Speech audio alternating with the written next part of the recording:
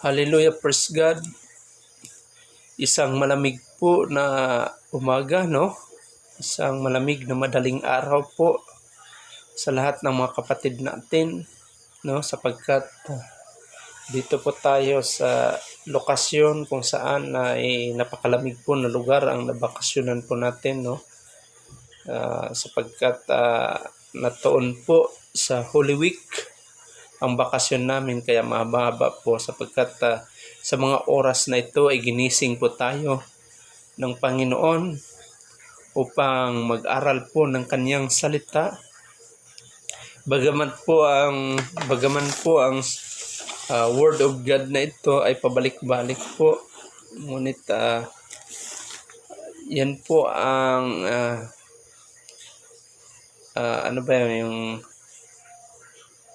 yung guidance ng Holy Spirit na i-share natin sa umagang ito, no, sa yung madaling araw na ito, sa oras na ito, sapagkat ito po ang akma, no, ng ating mensahe, no. Kung matandaan po natin, tayo po ay dayo sa lugar kung saan po ang kinatatayuan natin. May sa isang lugar na hindi natin inaasahan na dito tayo titira, no? Dito tayo bigyan ng Panginoon ng property.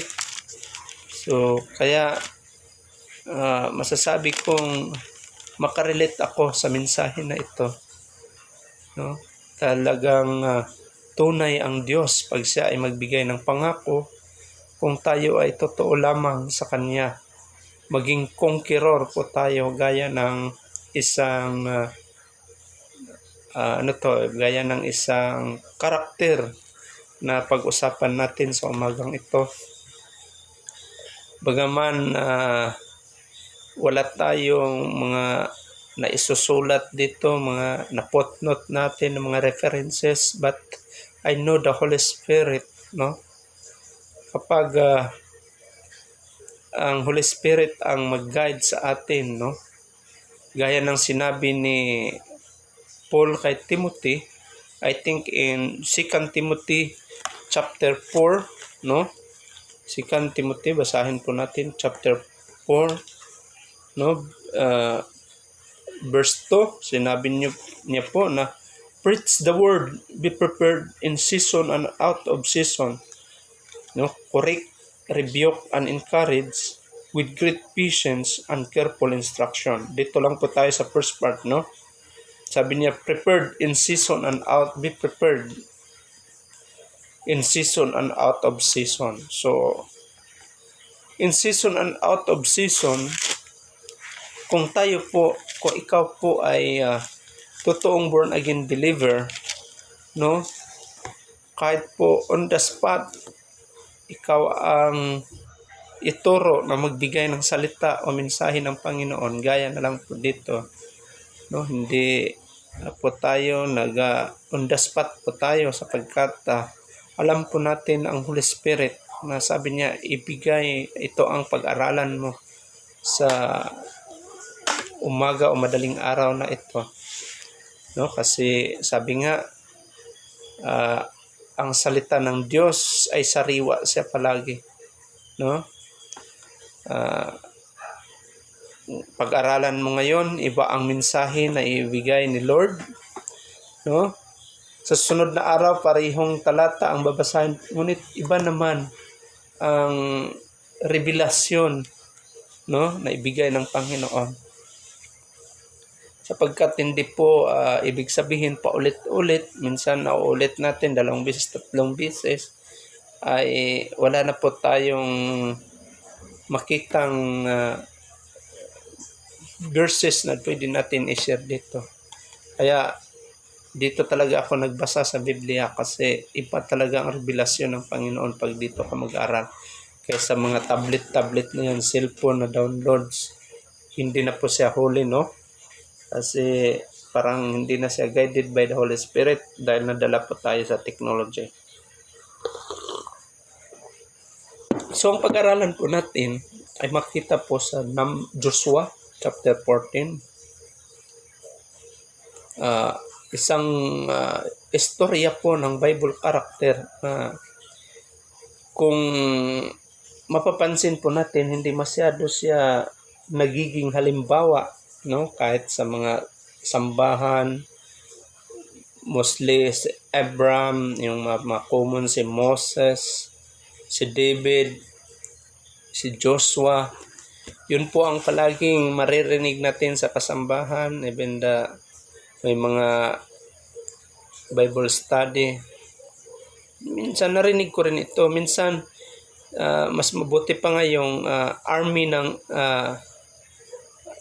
ng Syria ba yun, na si army ng Aram na si Naaman. Buti pa si Naaman kasi nagiging example siya, no, sa mga Bible character. But sa umagang ito, ang pag-usapan naman po natin ay ang buhay po ni Caleb, no?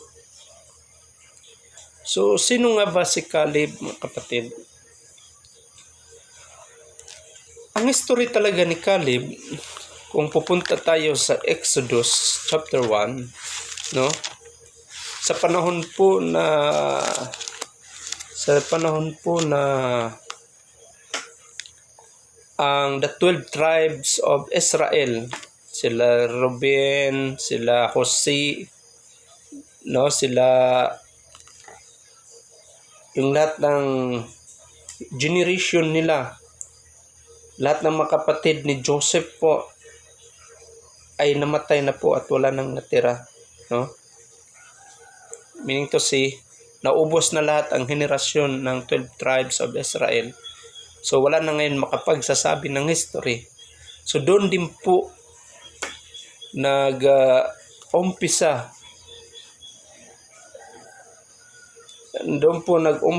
ang kasi sila Reuben, ulitin ko, Simeon, Levi, and Judah,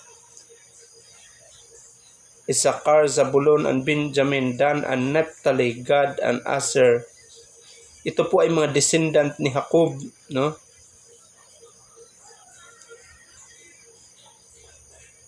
So, doon po sa 12 tribes na po yon, ay lahat po sila ay nawala na po. Kumbaga sa physical na katawan ay patay na po. So, ang naiiwan na lang, mga apo-apo na lang. Ganon. Doon din, sa panahon noon ay naging oppressed po ang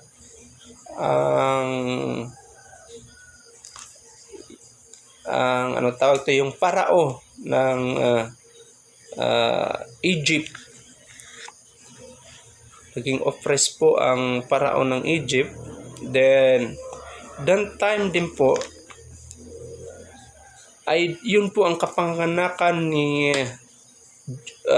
Caleb, kung saan po ay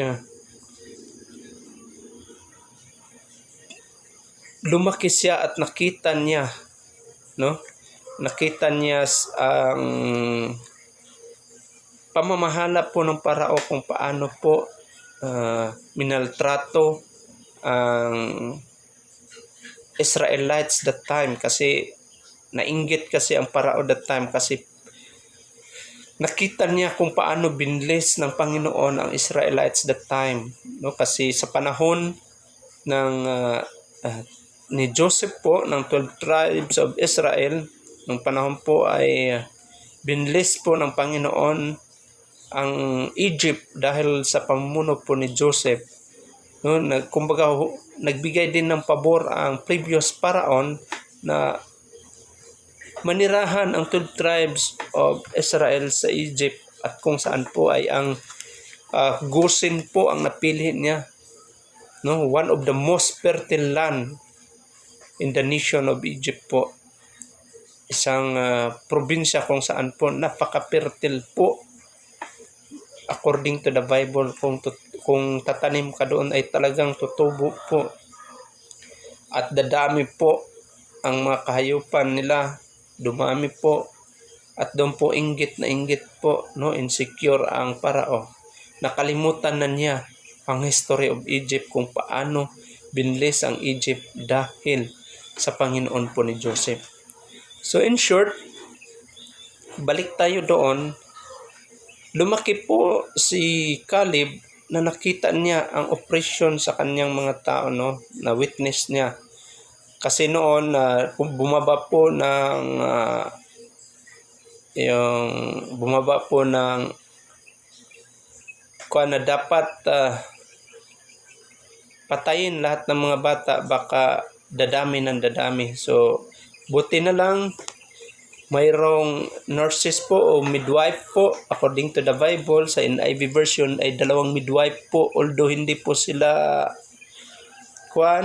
Israelites, no? Sinabi po na si Sipora, si Sipra at saka si Pua. Buti na lang po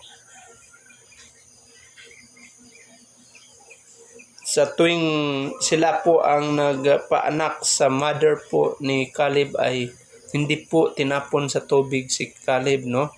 Preserve po siya hanggang lumaki si Caleb, na hindi namamalayan kahit in-inspection po ng kasundaluhan ng Egypt, house to house, pero preserve po ng Panginoon ang kanyang buhay hanggang sa lumaki siya. Hanggang sa dumating siya na one of the 12 spies appointed by Moses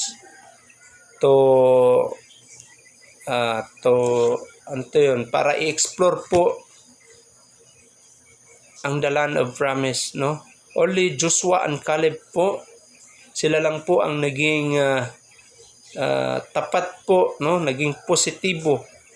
Kung balikan po natin ang the book of Numbers sa chapter 13 at saka verses chapter 13 at saka chapter 14, kung saan ay nagmurmur po ang Israelites, but only Caleb and Joshua po ang nagiging positibo po na makukuha nila ang tawag na promised land. Now mga kapatid, basahin po natin bagamat ang topic po natin ay matatagpuan po dito sa book of Joshua chapter 14, particularly in verse 10 to 11, kung saan sinabi dito, "Now then, just as the Lord promised, He has kept me alive for 40 years since the time He said this to Moses, while Israel moved about in wilderness. So here I am today, 85 years old. I am still as strong today as the day Moses sent me out. I'm just as vigorous to go out to battle now as I was then." Yun po ang pinakasentro ng topic natin, no? Kunin natin ang positive high motivation and passion ni Caleb kung saan niya kinuha. But prior to that, basahin po natin ang 6 to 15 para mas lalong maunawaan natin.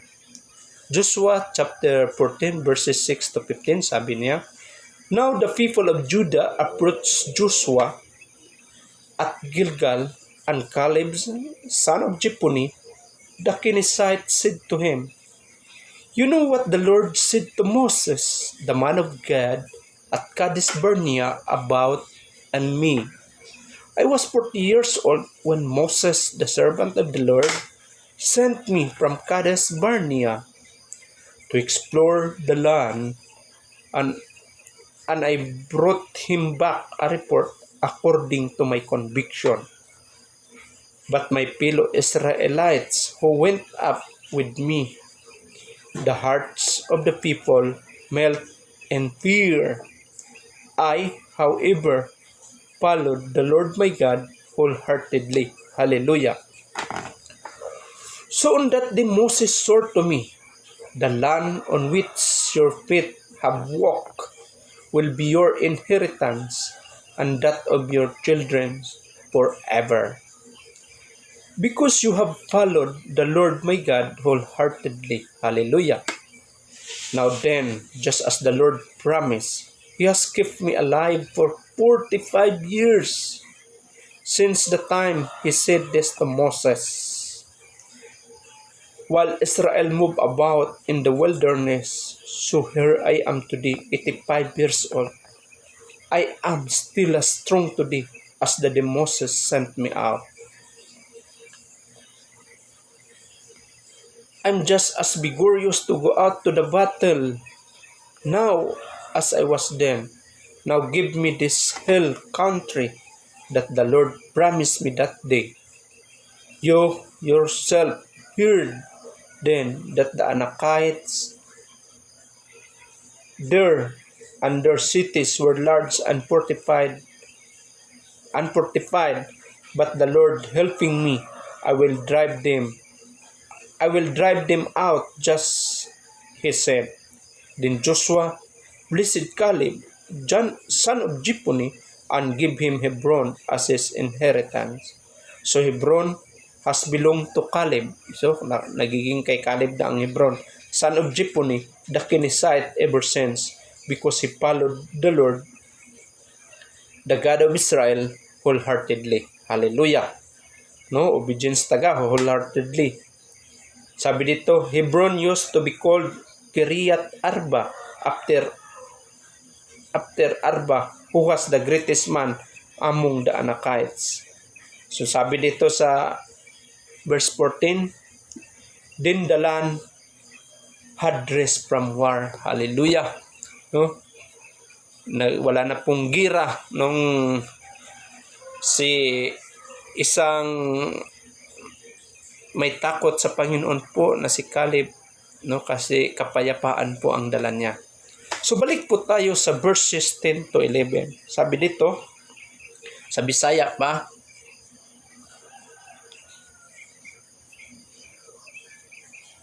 og karon sama sa gipromisa o gipanaad sa Ginoo kanako nga ang akong kinabuhi sama lamang kaniadto na 45, no, sama lamang kaniadto, no, 45 years ago ang akong pangidaron. Although 85 years old ko, but ang akong edad sama lamang kaniadto 45 years ago, meaning to say sama lamang siya sa 40 years old that time, no. Ug karon andam siya sa tanan pakiggubat. Hallelujah, praise God. Sabi dito, sabi niya, now then, just as the Lord promised, He has kept me alive for 45 years since the time He said this to Moses when Israel moved about in the wilderness. So here I am today, 85 years old. I am still as strong today as the day Moses sent me out. I'm just as vigorous to go out to the battle now as I was then. Hallelujah. Sabi niya, for 45 years, iningatan ako ng Panginoon. Kung ano ang lakas ko, ano ang memory ko, ano yung pananaw ko, ganun pa rin hanggang ngayon, 85 na ako. But, handang-handa ako makipaglaban sa ngalan ng Panginoon. Hallelujah, praise God. Mga kapatid, isang 85 years old po ang nagsasalita, no? Hindi po natin masasabi na ito ay gawa-gawa lang sapagkat ito po ay na-record sa Biblia. Ito po ay galing sa Panginoon, hindi po ito na-record kung hindi galing sa Panginoon, kasi sabi sa John 1:1, in the beginning was the Word, and the Word was with God, and the Word was God. So meaning to say, mga kapatid, kung ano man ang naisulat dito, no question po, ito po ay galing sa Panginoon. So hindi po natin masabi na sa Bisaya pa binutbot, no? Kunwari lang si Caleb, 85 years old. Ngunit hindi po nagbago ang kanyang lakas, ang kanyang memory, ang kanyang pananaw. Mga kapatid, saan galing ang kanyang high motivation and passion? Bakit ganun-ganun na lang makapagsalita itong tao na to? 85 years old, hindi man lang makapagsabi, pagod na ako, Tayo nga sa edad natin, pagod na tayo. Kaya malaking katanungan sa atin, sa ministry natin, ilang taon ka na nagiging pastor? Sabihin mo magre-retiro ka na kasi pagod ka na, stress ka. Ilang taon ka na naging deacon? Ilang taon ka na naging associate pastor? Ilang taon ka na nagalinis dyan? Sabihin natin tagalinis ng CR. Pagod ka na ba sa ministry natin? Nagiging 45 years ba gaya ni Caleb ang performance natin? Although ang pananampalataya, no, ang pagiging born again believer, hindi basihan kung ilang taon tayo, no? Hindi ito gaya ng trabaho natin na pagka 20 years or ilang taon lang ang gugulin mo, magre-retiro ka na, mag-optional retire ka na. Hindi po ganun, mga kapatid. Siguro sa physical, no, sa secular na mundo, di ba napakaganda pag magretiro ka na bata pa? Kasi malakas ka pa. Stress-free. But si Caleb, mga kapatid, 85 years old, kahit kailan hindi man lang sumagi sa isipan niya ang retirement. Napakasarap mag-retire na bata ka pa, paraking-raking chair ka na. So ngayon, alamin natin kung saan galing ay ang high motivation and passion po ni Caleb. So dito, mga kapatid, klaro dito sa verse 1, no? Dito sa 6, 7, rather, 6, 7 hanggang 8. Number 1 points po ng high motivation and passion ni Caleb, no? Bakit ganun siya ka-positive? Paano siya naging successful po? Number 1 po,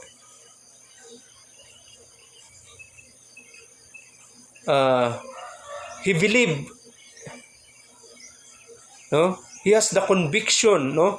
He have the positive conviction, no? He has the positive. He believed, no, the good plan of God, no, the good plan or the best plan of God. He has the positive conviction about the good plan of God.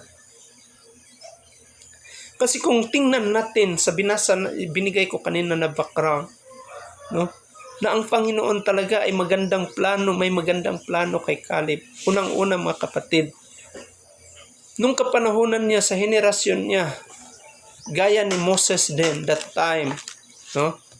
Ano bang ginawa kay Moses? Hindi ba pinadaan na lang siya sa tubig? Kasi nga lahat ng mga bata noon pinapatay ng parao ng Egypt. So naligtas si Moses. Ganon din po kay Caleb, but hindi po sa tubig pinadaan. Talagang iningatan lang siya ng parents niya. Sa panahon, mga kapatid, na ininspeksyon ng kasundaluhan ang bahay,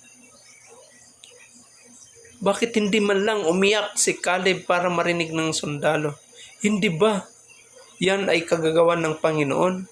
Na patulogin na lang ang bata para sa panahon na magkaroon ng inventory o masinsinan na inspeksyon, hindi mapansin at nakatago doon sa budiga nila? Yan po ay gawa ng Panginoon dahil may magandang plano ang Panginoon. So ganun din po sa atin sa buhay natin. May magandang plano po. No matter what, ano po ang nangyayari sa kasalukuyan natin. Ang importante po, may gagawin po ang Panginoon sa atin. Jeremiah 29:11. May magandang plano po ang Diyos sa atin. Not to harm us, kundi bigyan tayo ng magandang pag-asa at magandang kinabukasan po. Tanging Diyos lang po ang makapagbibigay niya. Ako, nagtrabaho ako sa gobyerno. I have a good salary. Even my wife also, may trabaho siya sa government din. Pareho kami, may sakto ang salary, nag-iisang anak namin. But ang lahat ng yan ay limitado po. Only God can give us a good plan. Kung ano ka ngayon, kung ano tayo ngayon, may preserbasyon dahil sa preserbasyon po ng Panginoon. Ako ay have experiences. May panahon nag-drive ako ng kardo-kardo kasama kong pamilya ko. Muntik na kayo mabangga sa malaking sasakyan na sira. Yung center bolt. Sasakyan ko ba na GP, kardo-kardo ng tao. Sa panahon na grade 2 ako, nalunod ako, buti na lang may nakakita sa akin. Nasagip ako sa panahon na nasunog yung kusina namin sa bahay. Grade 6 ako that time. Buti na lang may construction doon. Nakakita siyang nag-apula na sa gitna ako. Yan ba ay sa tao lang? Yan po ay nakaprogram na, no?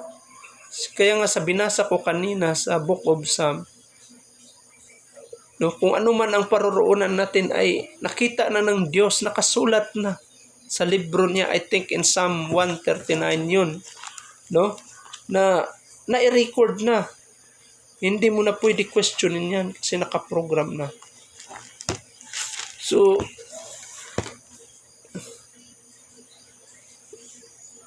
yan po. Kaya minsan may mga prayer po na ayaw ng Panginoon kasi ayaw niya mapariwara tayo.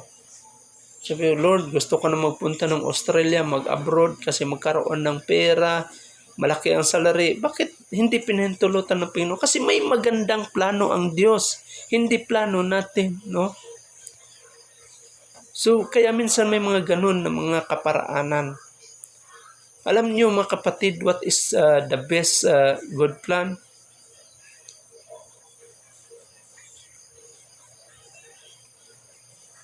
Alam niyo po kung ano ang the best plan po? Salvation po, no? Salvation is one of the good plan po, mga kapatid. Hallelujah. Praise God. Pangalawa po, kasi may 3 po tayong puntos na kinuha. Pangalawa, mga kapatid,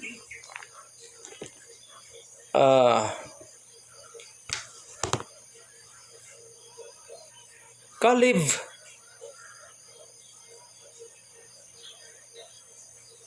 no?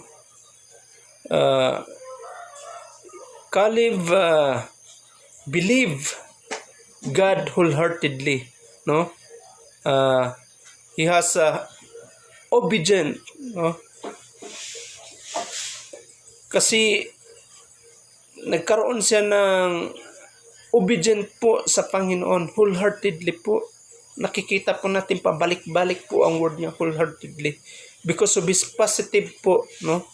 Na yung paniniwala po niya, ang kanyang obedient po sa Panginoon. Isa po doon, mga kapatid.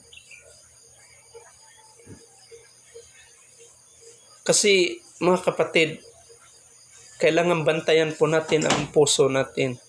Yun po ang pinaka-importante. Marahil po si Caleb, no? Dito sa binasa natin na sa Book of Joshua, marahil po si Caleb. Nakikita niya mismo, na witness niya kung paano po magbigay ng health po, no? Paano po nagiging malusog siya dahil naging tapat po siya sa Panginoon, no? At nakikita, marahil po ay nakikita din po niya ano ang consequence, no? Kapag ikaw po ay sumusuway sa Panginoon. Yun po ang nakikita ni Caleb. Marahil yan po kasi kahit siya mismo, kung balikan natin ang the Book of Numbers, mga kapatid, kaya i-guard po natin ang mga puso natin, kaya ito po ay mapaglinlang po. Kahit kung balikan natin ang the Book of Numbers po, na witness ni Caleb that time na nagmurmur ang Israelites that time. I think in chapter 14, Book of Numbers, verses 23 hanggang sa last part niya. Klaro doon, mga kapatid, na nagalit ang Panginoon sa Israelites. Namatay kung saan nagsuffer sa 40 years. And day by day, one of them na mamatay araw-araw. At na-witness po ni Caleb yun, mga kapatid. Kaya mahirap po na witness po ni Caleb ang mga pangyayaring yon. Isa doon ay marahil mga kababata niya na ilibing sa disyerto, no, mga classmate niya, mga relatives niya, na witness niya na libing sa disyerto dahil po ay pasaway sila, mga kapatid. So kaya naging obedience, hindi lang obedient kundi wholeheartedly nagasunod siya sa Panginoon. Bakit? Kasi nakita niya paano siya pabatain na ang pagiging pagsunod sa Panginoon ay makagwapo pala tulad ko. Gumugwapo ako kasi masaya ako na naglingkod sa Panginoon, nagasunod ako. Kaya maganda, gwapo kami mag-asawa. Yun po. So, na-witness ni Caleb that time. Marahil mas para kay Caleb, although na-conquer niya ang Hebron, pero that time, kasi sundalo siya, nanalo sila, 31 kingdoms, no? Although ang iba maliliit, naging victorious sila, pero parahil sa kanya, ay sa kabila ng lahat ay parang talo din siya kasi mismo mga kapatid niya na ilibing doon, mga kamag-anak niya, mga classmate niya na ilibing sa deserto. So, masakit para sa kanya. So, doon, na-experience niya, mga kapatid. Bakit parang may hallelujah, praise God, hallelujah, break. May dumaan kasi sa likod ko, wife ko. Nagtago siya. Okay? So, marahil doon, na-witness niya, mga kapatid, na ilibing. So, para sa kanya, ang pagiging victorious niya ay ang kabaliktaran din po ay nakita niya, no, na masakit din kasi napatay, lalimang ka, isa doon ay kaibigan mo dahil nga hindi siya nagasway. Kaya importante ang pag-ubi sa Panginoon, no? Number 2 yon. Kaya dapat mga kapatid, patuloy sa number 2, dapat ilagay natin sa puso natin ang mga instruction galing sa Panginoon. May nabasa ako, I think, in the book of Proverbs, na naisulat doon na ang salita mo, Diyos, ay isulat ko sa tablet ng aking puso. Tingnan mo. Ngayon, uso ang tablet. Matagal na pala ang tablet na i-record sa Biblia. Basta sa Proverbs yun. I think in chapter 24 ba yun? Sabi niya na ang salita mo, Diyos, ay i-record ko, isulat ko sa tablet ng aking puso upang hindi ako magkasala sa iyo. So yun po dapat angkinin natin ang mga salita ng Diyos. Ilagay natin sa ating puso para hindi po tayo magkamali. Pangatlo po mga kapatid, Caleb has dependence, no? Hindi po dependence, CE po ang last. Dependence, the promises of God. Nakadepende po siya sa pangako ng Panginoon. Ano mang pangako yan, mga kapatid, marahil si Caleb that time, no? Dahil nagbabasa siya ng salita ng Diyos. So, hindi na ito bago kay Caleb. Marahil nagbabasa siya ng salita ng Panginoon, nabasa niya ang mga pangako ng Diyos dito. So, every time, mga kapatid, na nakipaglaban siya, dala niya ang kalasag niya dahil sa pangako niya sa Panginoon. Hindi ko nasasabi na ang bawat strike ay hindi siya natatamaan. No, naligtas siya. But may mga tama siguro dito sa scar dito sa noo, but slight lang, no? Kaya every time nakipaglaban siya, dala-dala niya ang promises po ng Panginoon sa Biblia. Ganon din po tayo. Sa tuwing tayo ay nakipaglaban sa hamon ng buhay, sa mga problema natin, ano bang problema yan sa pamilya, sa trabaho, etc. So on and so forth, mga kapatid. Pangako ng Panginoon po. Maging estudyante ka man, kailangan nakadepende ka sa pangako ng Panginoon para magiging victorious tayo. Tulad ni Caleb. Kaya sinabi sa Word of God sa Psalm 84, na ang salita ng Diyos ay hindi lamang araw, ngunit ito ay kalasag, shield.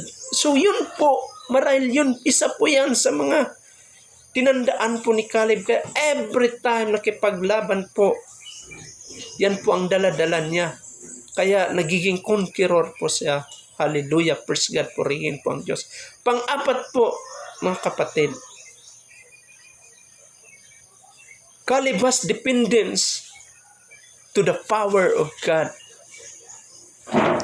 Nakadepende po siya sa kapangyarihan po ng Diyos. Hindi sa dami ng tao niya, hindi sa kanyang abilidad, but the power of God. Hindi ko masabi na hindi rin kinabahan si Caleb. Amakin mo. Nakita niya ang kalaban niya, grabe ang chariots. Kung ang chariots, vast of armies, mga chariots, kung idalhin natin sa kapanahonan natin ngayon, grabe ang mobility assets niya, firepower niya, ang kalaban ng military noon. So siguro batalyon, may mga 105 na mga missile kung i-interpret natin sa kapanahonan natin. But ang army ni Caleb, ano man lang meron sa kanya? Ang tauhan ni Kuan, isa lamang hamak na manggagawa, panday, laborer sa Egypt. Nagitrain nila.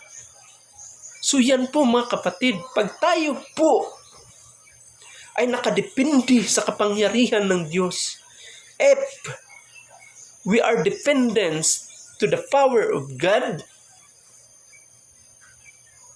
bisagyano ra ka, kahit pangkaraniwang tao tayo, but pwede tayo ipataas ng Panginoon para ipatayo dyan, para magiging powerful. Kahit sabihin mo, wala akong pinag-aralan, pag ikaw ang pagsalitain ng Panginoon sa harap ng kapangyarihan, wala silang magawa dahil power po ng Panginoon. Gaya naman po ng 12 apostles, naging fisherman sila, mangingisda sila, but nagiging disciples siya. So wala pong makapagsasabi po sa kapangyarihan ng Panginoon. Pwede po tayo i-transform ng Diyos, sa imposible to posible po mga kapatid. Kung tayo po ay nakadepende sa kapangyarihan ng Diyos, hindi po tayo nakadepende sa ating kapatid, dahil may problema ka sa hospitalization, kung may bayarin ka, nakadepende ka sa kapatid mo na may trabaho na magpadala sa iyo sa abroad, dapat po ang Panginoon po ang unahin natin. Seek ye first the kingdom of God and all His righteousness, and all these things shall be added unto you. Yun po ang pinakasekreto mga kapatid. Panglima, ito po ang pinaka-the best dito, ang panglima po. Caleb has a vision to possess Hebron. So dahil may vision po si Caleb na angkinin niya ang Hebron, kaya nangyari po ito. So kailangan po ang isang tao ay may vision ka. Anong vision meron si Caleb? Ang angkinin lang ba ang isang lugar para mag-enjoy siya doon? Ang Biblia nag-record po mga kapatid, nung naangkin po niya ang lupain ng Hebron, ang lugar na yun po ay nagiging mapayapa na po. Dahil marahil si Caleb po ay isang born again, ay isa pong may takot sa Diyos. Dapat tulad din po natin makapunta tayo. Pag may lugar po tayo na ibigay ni Lord, dapat po kapayapaan po, peace ang dala natin. So marahil si Caleb ay may vision siya, nakita niya, mga kapatid, sa unahan sa Hebron. Nakita niya marahil, siyempre, una-una, nakita niya ang bahay niya na nakatayo doon sa Hebron. So meaning to say, ano bang ibig sabihin dito? Ang Panginoon po ay magbi-bless po sa atin. materially, spiritually. Package po ang ibibless ng Panginoon. Pangalawa, marahil nakita ni Caleb sa lugar na yon, sa Hebron, nagkaroon siya ng farm, ubasan, gulayan, lahat ng prutas na itanim niya, kung saan ang mga anak niya, mga apo niya, nag-enjoy doon. Fleeing,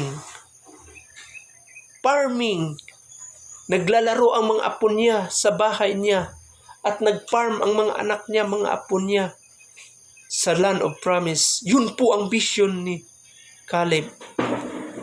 So ano pa, mga kapatid? Ang pinaka-the best na vision ni Caleb ay nakita niya ang kanyang mga anak na nag-praise, nag-worship sa Panginoon. Ibig sabihin, ang lupang yun, hindi lamang bahay, ngunit may sambahan na naitayo si Caleb para sambahin nila ang Diyos na buhay. So ganun po tayo as a Christian born again believer. Pag makarating ka sa isang lugar na ibigay ng Panginoon na yan, dapat hindi mo lang pangarapin makatayo ka ng swimming pool bahay. Hindi. May mga gawain po ng Diyos dyan. Kung may multipurpose hall ka, gazebo ka, may Bible study dyan, o ano dyan, hanggang sa magawang simbahan yan. Kung ipahintulot ng Panginoon, dapat ganun tayo, Christian, hindi lang dahil doon ka na, nag-enjoy ka na sa buhay. Hindi po ganun, mga kapatid. So yun po dapat, at isa doon, sinabi ko kanina, ang dala natin, dapat kapayapaan. Kasi dito, sa Biblia na i-record sa verse 50, that the land rest from war sa panahon na naangkin na ni Caleb. So kapayapaan po ang makapitbahay natin, isa-isahin natin, i-share natin si Jesus, ang kabutihan ng Diyos sa buhay natin. So yun po mga kapatid. In conclusion mga kapatid, ano nga ba ang pinaka-the best nga vision natin bilang isang Kristiyano? Ang pinaka-the best na vision natin ay langit po.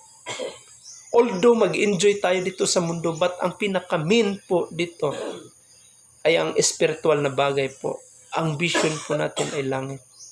Marahil, hindi ako naniniwala na si Caleb hindi niya ramdam ang pagod, ang panginig ng tuhod niya, 85 years old.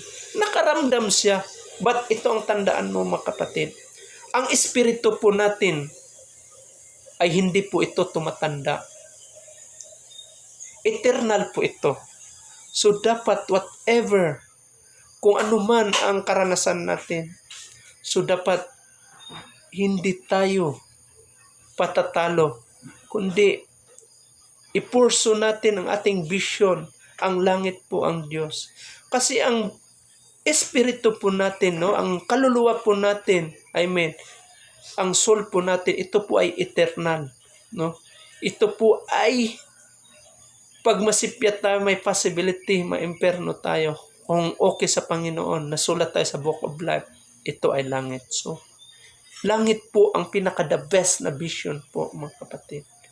So, bilang isang Christian, although mag-enjoy tayo dito sa pansamantalang mundo, but ang vision natin, langit talaga. Kaya, mag-enjoy tayo sa secular na mundo, mag-enjoy din tayo sa spiritual na bagay. So, balansi ang lahat mga kapatid. But ang pinakauna talaga ay ang Panginoon. Maraming salamat po. Naway kulang-kulang almost 1 hour. No? Kasi nasa 44 minutes na po. May nakukunan po tayo. Mabuhay po tayong lahat. God bless us all.